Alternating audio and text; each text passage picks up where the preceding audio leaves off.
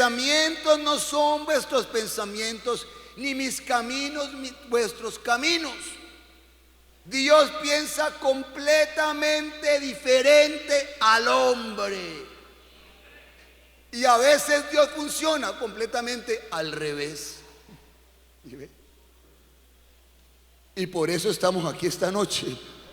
Porque Él pensó al revés.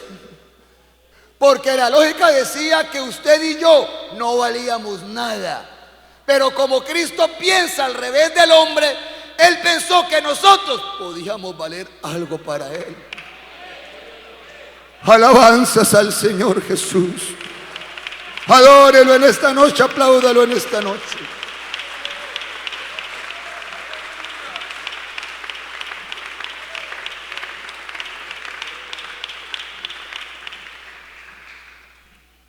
Por eso, para que alguien pueda servirle a Dios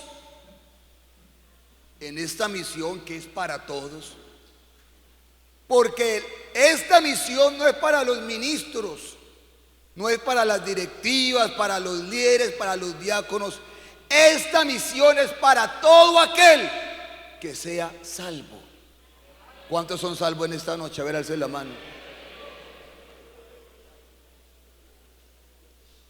Entonces Dios nos llama a alguien que tenga unas características, un perfil, unas habilidades, o que realmente llene los requisitos para servirle a Él. Porque si Dios ve, si alguien cumple los requisitos, no existiría ninguno. No existiría absolutamente nadie. Aquí ninguno éramos aptos para servirle a Dios. Ninguno. Empezando que no éramos justos ninguno. Parta de ahí. Si ni siquiera éramos justos, mucho menos íbamos a ser aptos para el servicio. Pero Dios mira algo distinto. Dios mira y llama a alguien que no tiene las características, ni que tiene el perfil, ni que tiene las habilidades, sino que simplemente, en vez de llamarlo preparado, lo llama sin estarlo y lo prepara para su servicio, hermano. Pero ahí nos metemos en un problema, porque a veces la preparación que Dios tiene no es tan fácil como nosotros quisiéramos. Porque no es una preparación de conocimiento y enseñanza, sino que es una preparación de moldear el carácter. Y para que Dios moldee el carácter en nosotros, es un proceso que duele. Porque cuando el maestro le va a dar molde o forma a una roca, la toma en su mano el cincel y en su otra mano el martillo, y empieza a golpear el cincel contra la roca y a golpearlo, y eso va dando forma, pero es un proceso doloroso. Imagínese con un martillo. Eso es lo que nos empieza a decir Pablo con este texto. Un texto que tiene una aparente discordancia, es decir, si usted lee ese texto con cuidado, se va a encontrar que en ese texto aparentemente no hay lógica en la redacción, como si el apóstol se hubiera equivocado redactando. Porque él empieza diciendo: tenemos este tesoro, y la palabra tesoro hace referencia a cosas valiosas o a cosas de mucho valor, como el oro, como la plata, como las piedras preciosas, las joyas, los pozos petroleros, los diferentes documentos, la literatura, cosas que se consideran de alto valor. Y como son de alto valor y como son tesoros, no están en cualquier parte. Si usted tiene $1.000.000 en su bolsillo, usted no llega a su casa y los pone encima del comedor ahí para cualquiera que los vea se los lleve. Usted no hace eso, ¿cierto? Usted los encaleta bien encaletaditos, bien guardaditos, para que no se le pierdan. Pero si es una moneda de 200, usted las pone ahí. Ya. Entonces, la Biblia, por ejemplo, nos enseña que cuando hubo la edad dorada de Salomón en Israel, él tenía un cuarto especial en el templo para meter todo el oro que le traían de todas las naciones. Y en la actualidad no es diferente, porque los grandes tesoros del mundo están bajo la más rigurosa custodia. O si no, vea los bancos. Yo trabajé en un banco durante 5 años antes de ser pastor.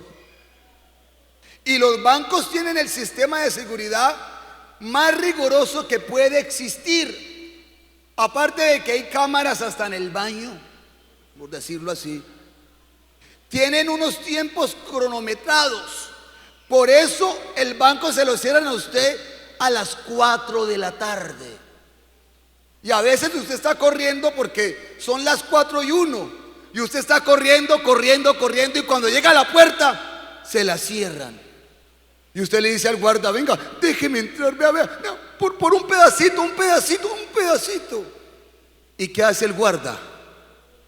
No le abre. Por eso cuando le pase eso, no insista, porque él no le puede abrir. Así llegue el dueño del banco, a él tampoco le abre. Yo lo digo porque yo trabajé en bancos. Así llegue el mismo dueño del banco, a él tampoco le van a abrir la puerta.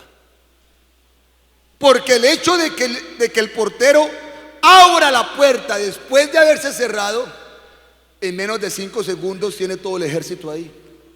Menos de 5 segundos. Porque eso es un sistema cronometrado y operativo que va hasta la ciudad de Bogotá, y eso, mejor dicho, tiene una logística tremenda. ¿Y por qué es tanta rigurosidad? Porque no es cualquier cosa lo que hay en bancos, ¿cierto? Aquí en Valledupar hace muchos años hubo un robo, ¿cierto? En el Banco de la República. ¿Y qué robo el que hicieron? No es cualquier cosa.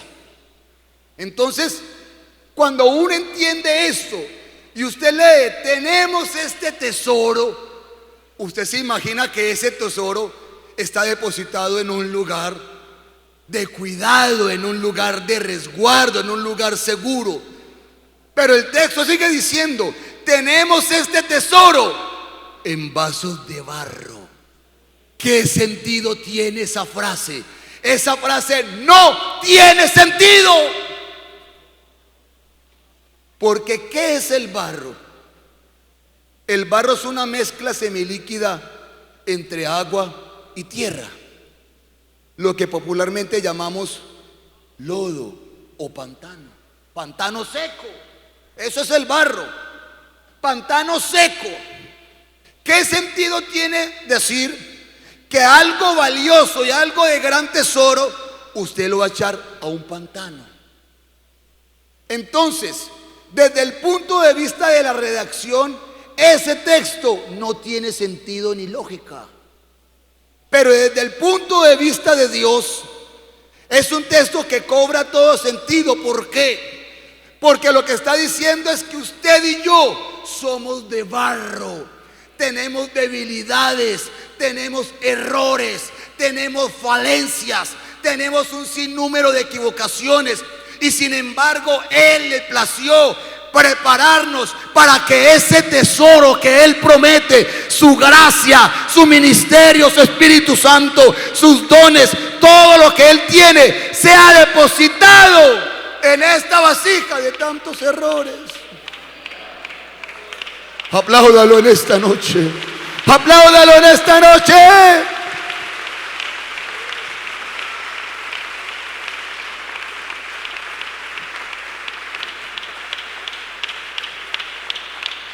Gloria al nombre de Jesús.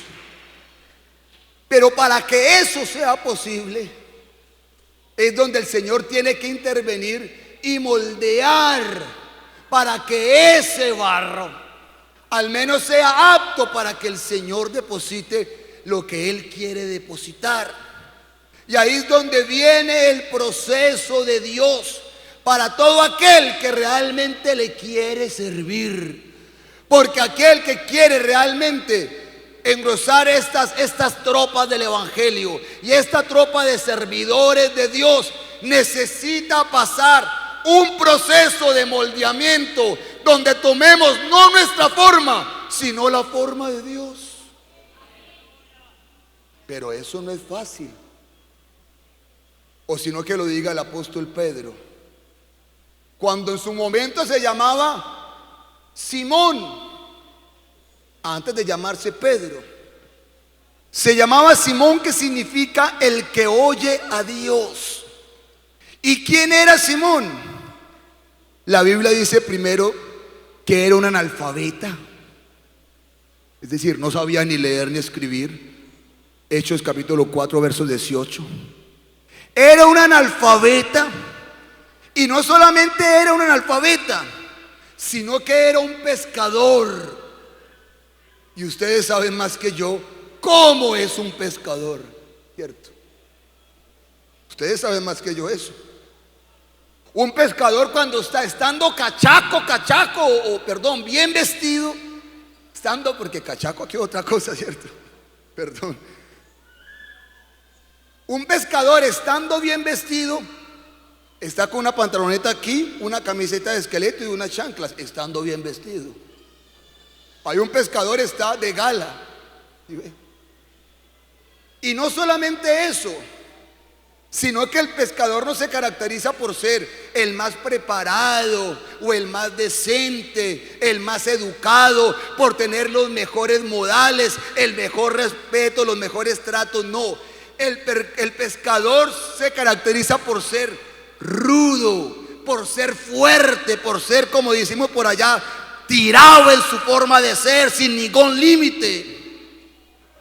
Y ese fue el que escogió el Señor. Mire cómo lo escogió. Alabanzas a Jesús. Pero ese proceso no fue fácil, porque para pasar del pescador a pasar en el apóstol de la iglesia primitiva, el predicador, aquel que tiene su nombre escrito en la Nueva Jerusalén, eso no fue de un momento a otro. Entre esas dos cosas hubo un proceso largo donde pasaron muchas cosas. Porque el proceso de Pedro está lleno de motivación, de enseñanza, de exhortación, de frustración, de lágrimas, de desesperación, de culpas, y un sinnúmero de todo. Porque eso es lo que utiliza el Señor. El Señor utiliza de todo para poder cumplir su propósito. Lo primero que hizo Jesús cuando se encontró con Simón fue declararle que lo iba a cambiar y lo iba a hacer distinto.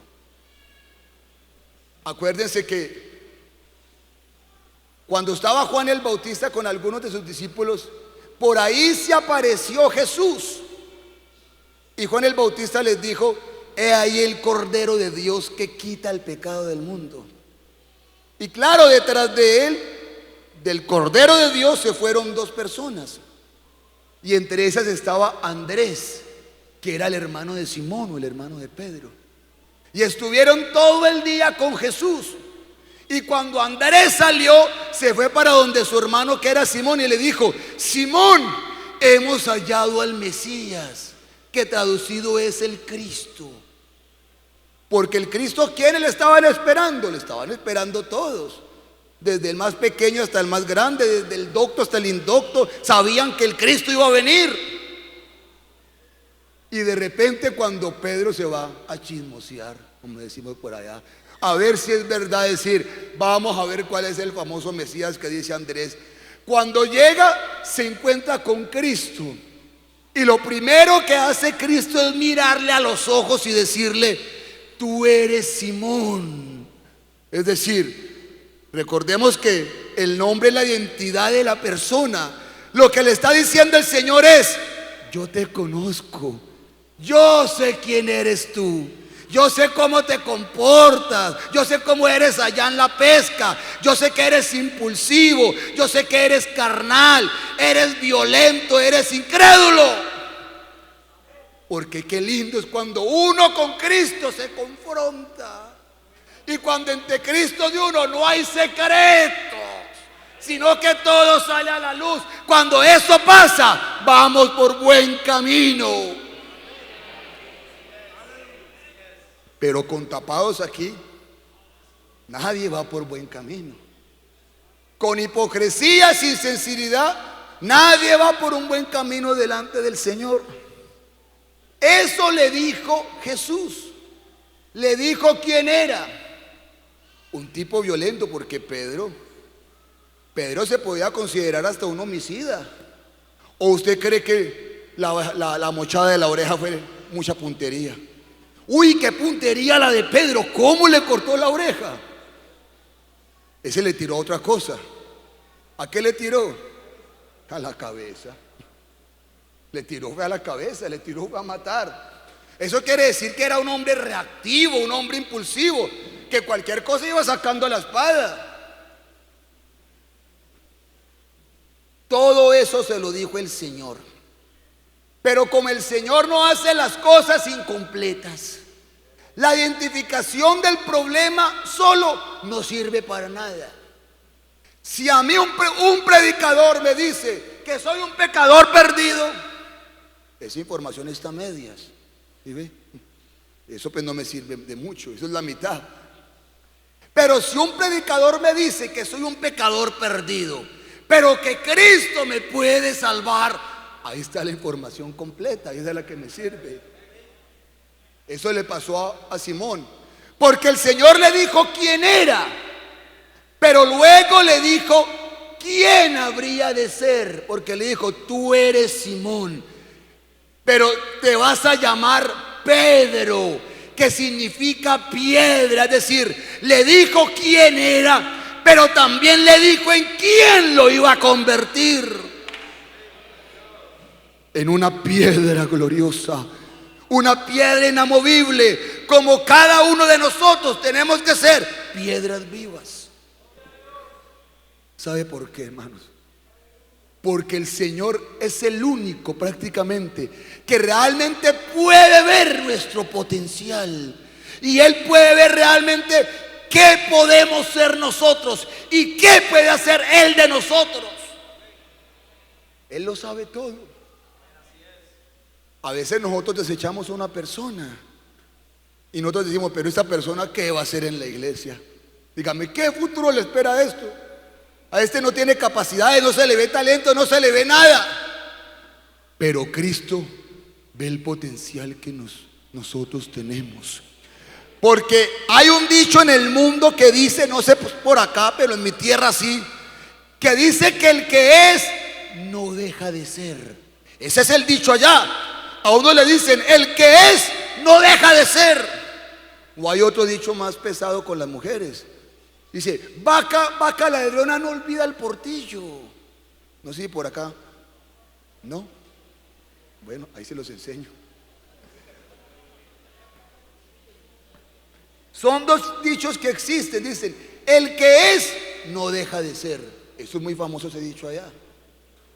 O cuando es una dama dicen: vaca ladrona no olvida el portillo.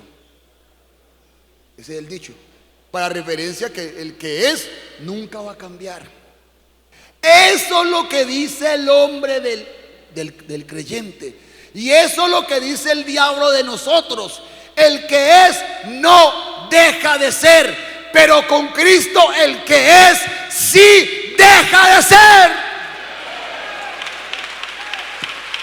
Aleluya, aleluya. Con Cristo se puede ser diferente, se puede ser distinto. El que es con Cristo sí deja de ser.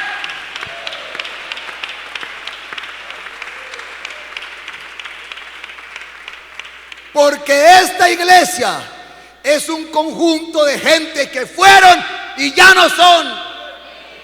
Aquí hay borrachos, aquí hay ladrones, aquí hay adúlteros, hay fornicarios, hay mentirosos, que un día lo fueron, pero cuando se encontraron con Cristo dejaron de serlo, porque Cristo transforma verdaderamente. Entonces, aunque nadie le veía un futuro a Pedro, pues ¿quién le va a ver futuro a un pescador de esos? Y como era, como decimos por allá, bien gamín que era. ¿Qué potencial se le va a ver a eso? Una persona de esas. Pero Cristo se lo vio.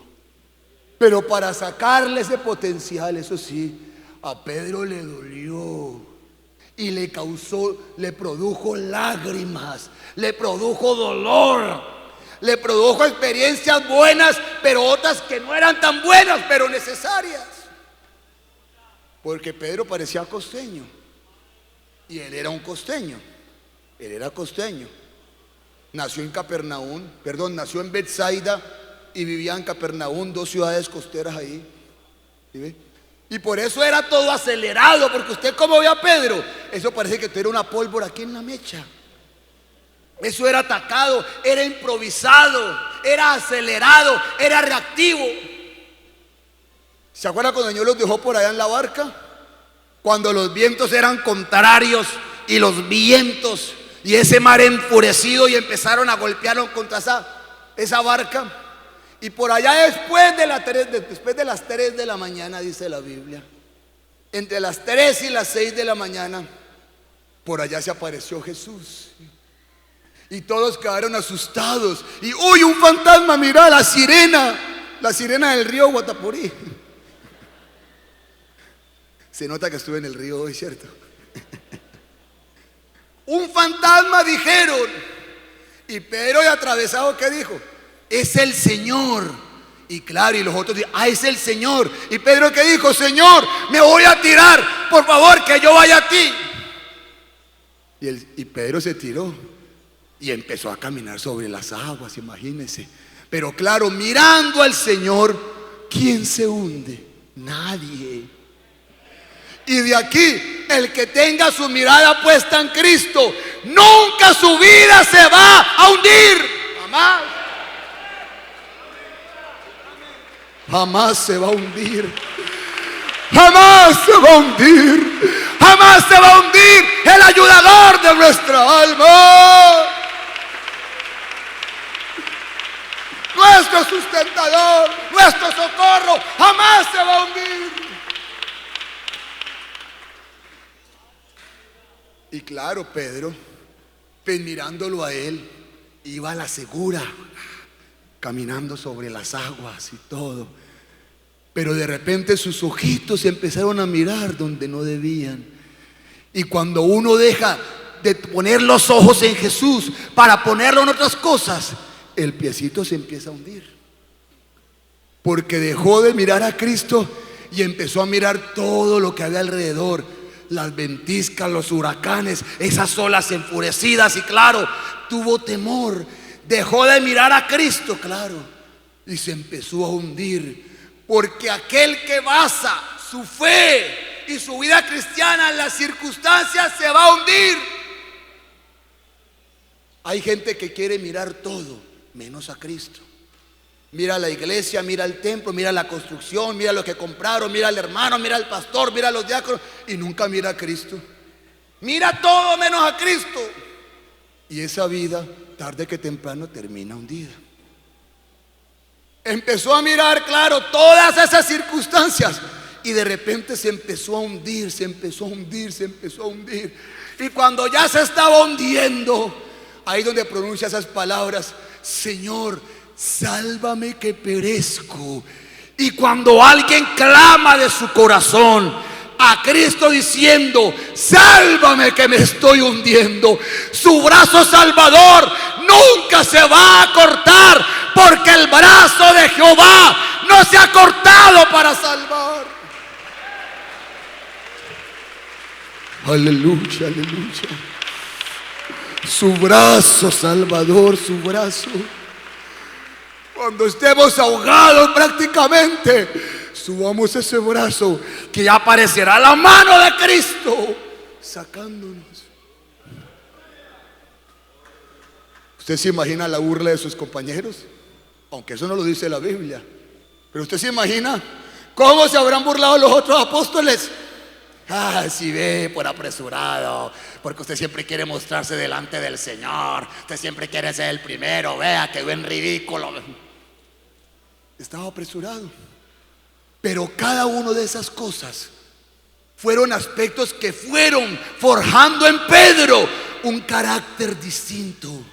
Y todo eso era una preparación que Pedro estaba haciendo para ser el que habría de ser en el futuro, el gran apóstol Pedro. Aunque le pasaron muchas otras cosas. ¿Usted recuerda cuando confesó quién era Cristo? Ese sí fue un golazo de Pedro, pero qué golazo, oiga. A ver, les pregunta el Señor, ¿qué dice la gente que soy yo? Y ellos responden, Señor, la gente dice que usted es Jeremías, Elías, Juan el Bautista, alguno de los profetas. Y luego les cambia la dirección de la pregunta, no la pregunta, sino la dirección de la pregunta. Bueno, ¿y ustedes que andan conmigo? Que siempre están conmigo, que van conmigo para arriba y para abajo, que comen conmigo, que me escuchan mis enseñanzas. ¿Ustedes qué dicen? ¿Que quién soy yo? Qué rajada tan tremenda. Allá decimos rajada o corchada, no sé aquí. Pero qué rajada. Todos callados. Qué vergüenza. Nadie pronunció palabra y nadie dio una respuesta. Y claro, se para Pedro. Señor, tú eres el Cristo, el Hijo del Dios viviente. Y el Señor, Pedro, bienaventurado eres, Simón, hijo de Jonás, porque no te lo reveló carne ni sangre. Gracias, Señor. 2-1 ya con los apóstoles. Vea. Ay, mejor dicho, vea, ustedes se quedaron callados. En cambio yo sí le respondí al Señor. Vea, gané puntos. Mire, cuando esto se infla, el Señor con un alfiler lo desinfla. Si quieres servirle a Él. Si no le vas a servir al Señor, te vas a quedar con el pecho inflado. Pero al Señor no le sirve ninguno con el pecho inflado. Ahí estaba Pedro con el pecho inflado.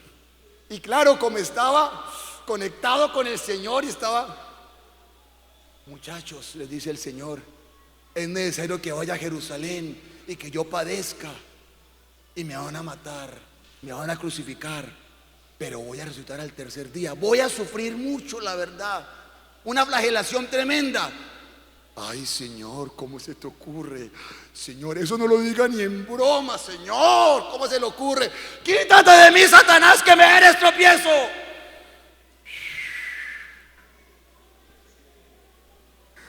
Otra burla de los apóstoles. Si ve por regalado, como dicen por allá. Ah, no, por allá dicen es por sapo. Yo no sé si cómo dicen acá. Aquí también dicen así. Eso le pasa por lambón, por sapo. Si ve, otra vez. Esos momentos no eran fáciles para Pedro. Pero ahí poco a poco, vea, sin darse cuenta, estaba el maestro con su cincel, con su martillo, dándole forma a esa vida, a ese carácter. Mire, para uno servirle a Dios, el Señor tiene que cincelar el corazón y la vida y el carácter, porque una vida que no es cincelado por el maestro no le puede servir.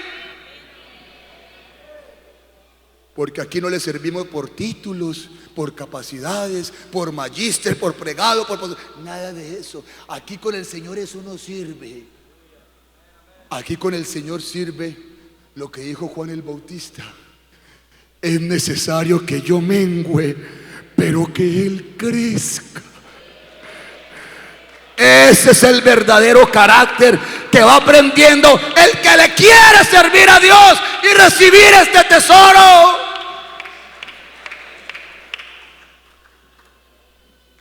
Pedro tuvo grandes privilegios.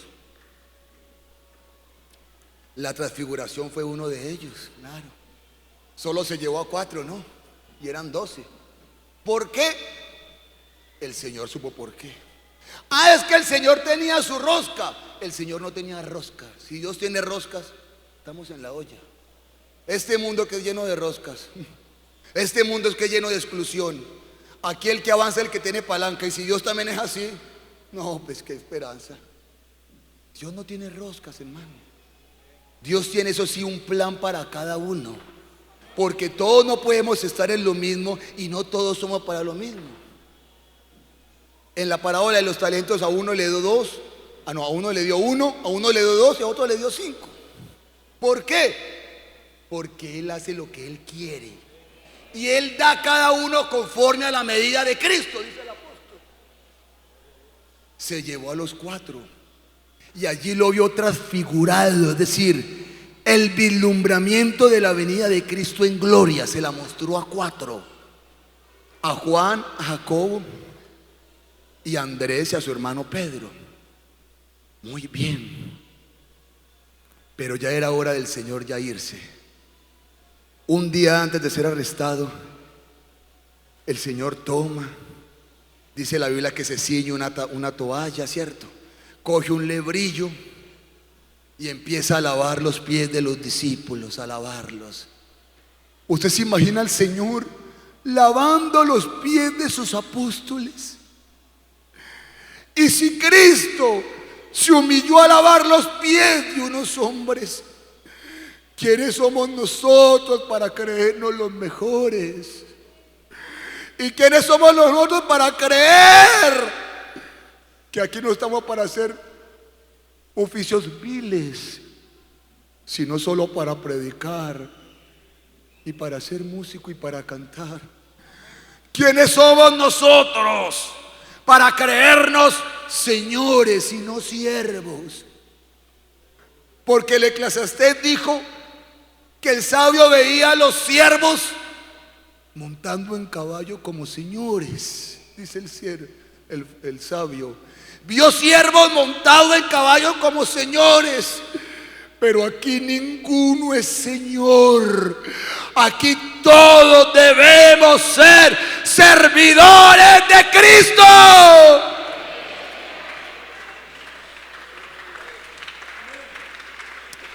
Aleluya, aleluya. Y claro, cuando llegó a Pedro, otra vez se equivocó. Señor, ¿tú me vas a lavar los pies a mí? Señor, no, ¿qué tal? No me lavarás los pies. Eso es una falsa humildad. Una humildad falsa. Porque hay gente que tiene falsa humildad. No, hermano, no, yo no. Yo no soy para eso, no, yo. Pero él tiene el pecho inflado. Una falsa humildad. Pero él sabe que sí. Hermano, es que el Señor lo llamó a servirle. No, yo no. Pero él sabe que Dios lo está llamando. O sea, una falsa humildad. El Señor le dice: pues si usted no se deja lavar los pies, entonces fuera, no puede tener parte conmigo. Ay, Señor, si es así, láveme los pies, láveme la cabeza, láveme las manos, láveme todo el ser. Muchas cosas cometió Pedro para que Dios lo llamara, pero la última fue la campeona. Ay, muchachos, voy a ser arrestado y voy a morir en el Calvario. Pedro, y tú me vas a negar 3 veces. Ay, Señor, yo negarlo a usted, ¿qué tal, Señor? Pedro, me vas a negar 3 veces antes de que cante el gallo. Señor, vea, si me toca irme para la muerte con usted, vea, si me toca morir por usted, aquí estoy. Y es que hablar es tan fácil, hermano. Hablar es tan fácil, pero a Dios no le impresionamos de palabras, sino de actitud de corazón sincera. Eso es lo que impresiona a Dios, no las palabras. A veces quedamos con la boca abierta cuando vemos aquí un elocuente. Ay, mira cómo habla. ¿Usted cree que Dios se deja impresionar por esas bobadas, por esas tonterías? Porque alguien sabe mucho, porque alguien es muy buen predicador, porque canta muy bonito. ¿Usted cree que con esas bobadas se impresiona a Dios?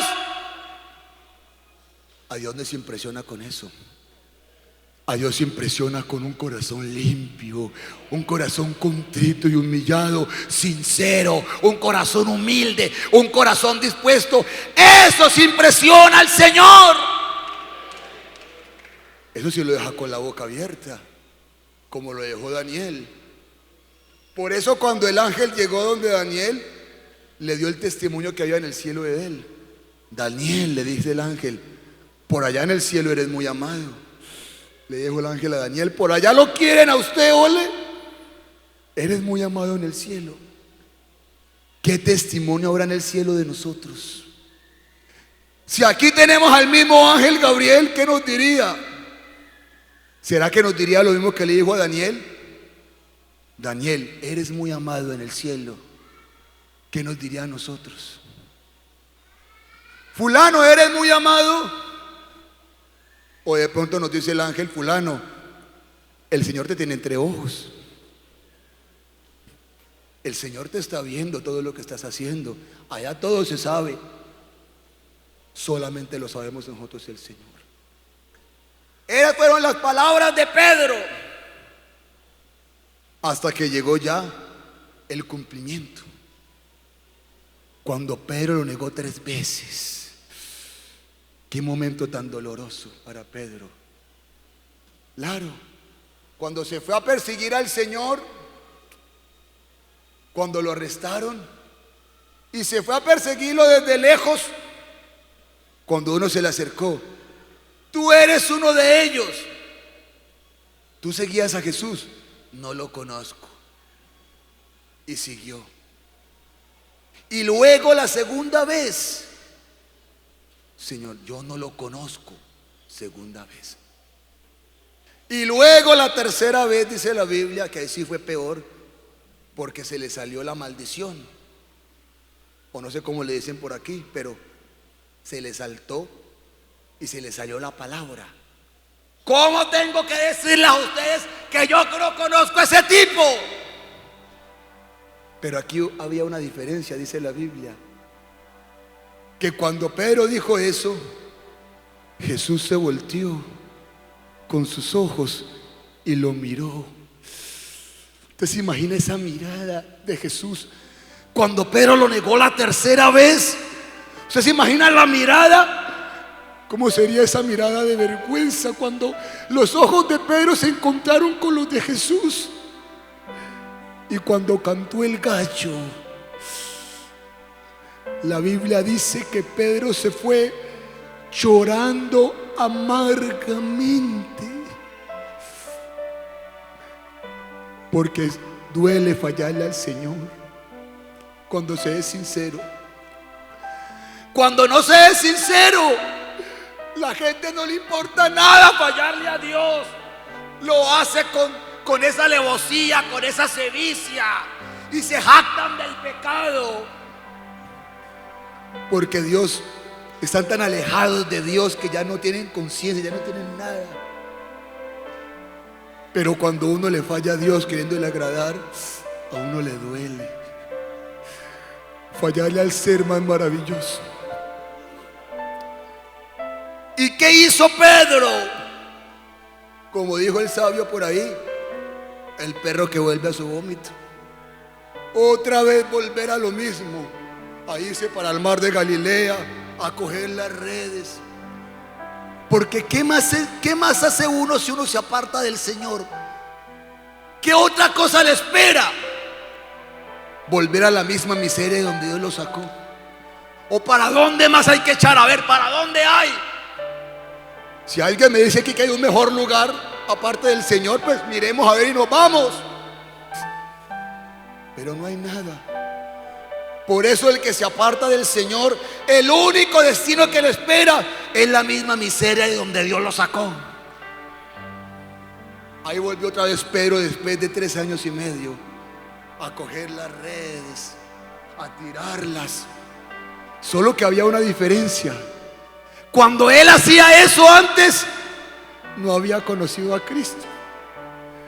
Pero ahora ya había conocido al ser más maravilloso. Y el ser más maravilloso impacta el alma y la marca. ¿Se ha visto cómo marcan los animales? Las vacas, el ganado, una marca que no la quita nadie. El cristiano tiene una marca, y es la marca de su nombre, Jesús de Nazaret. Y esa marca es irrevocable. Nada la quita, nada. Nada quita esta marca. Nada quita este sello del Espíritu. Claro, ya no era el mismo. Ya se había equivocado a tirar la red otra vez, a tirar la red. Pero ya tenía amargura, le había fallado al Señor. Ya nada era lo mismo. Mientras que Cristo se debatía solo en la cruz porque todos lo dejaron. Solamente hubo uno de los apóstoles que se quedó, que fue el apóstol Juan. El resto, uno lo negó, el otro lo vendió por 30 monedas de plata, y los otros salieron huyendo como ratas asustadas. Si alguien sabe qué es ser traicionado y que lo dejen solo, ese es el Señor. Ese sí sabe de eso. Pero la Biblia enseña que el Señor nunca se olvidó de él, porque aunque nosotros seamos infieles, Él permanece fiel. Él permanece fiel. Imagínese después de semejante error y el Señor resucitar y hablar con las mujeres y decirle: vaya, dígale a los discípulos, vaya, y dígale a Pedro. El Señor no lo había olvidado. Por eso cuando el Señor fue donde ellos, esa escena sí que fue graciosa. Imagínense cuando llegaron, no habían pescado nada en la mañana. Llega el Señor y hay uno que se las pilla y le dice a Pedro: Pedro, es el Señor. Y claro, como el pecado es cobarde, llegaban a la orilla, dice la Biblia, y el Señor les tenía pescado a la brasa. ¿Con qué? Con pan, dice la Biblia, para que desayunaran. Imaginen, el Señor tan bueno, les llevó desayuno. ¿Y qué dice la Biblia?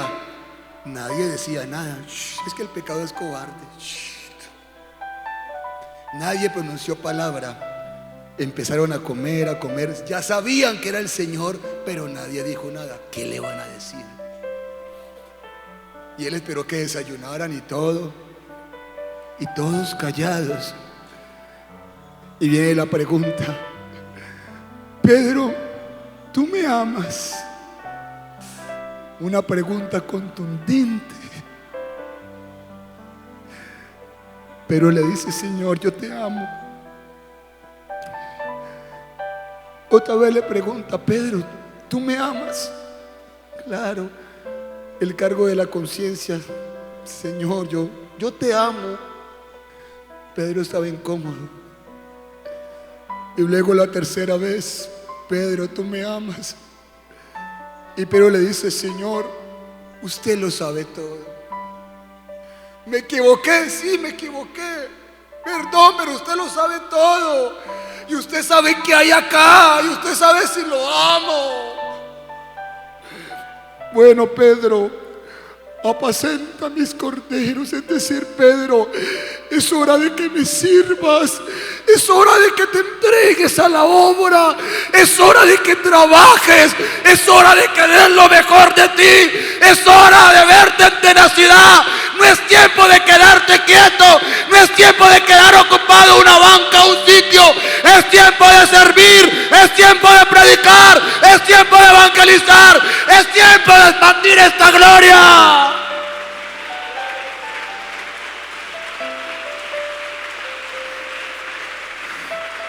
Solo se necesita alguien que le ame de corazón y realmente quiera servirle, porque lo demás lo da el Señor. Y después de eso, cuando nació la iglesia, el primero que se paró fue el apóstol Pedro, lleno de unción, y predicó y se convirtieron 3,000. Ese era el Pedro del resultado del moldeamiento de Dios. Y cuando Cristo venga, cuando venga la nueva Jerusalén, habrá un barrote que diga Pedro. Gloria al nombre de Jesús. Adórelo en esta noche, adórelo, a ver, adórelo. Adórelo en esta noche, adórelo. Glorificado sea el Señor, glorificado. Un aplauso fuerte a la presencia del Señor.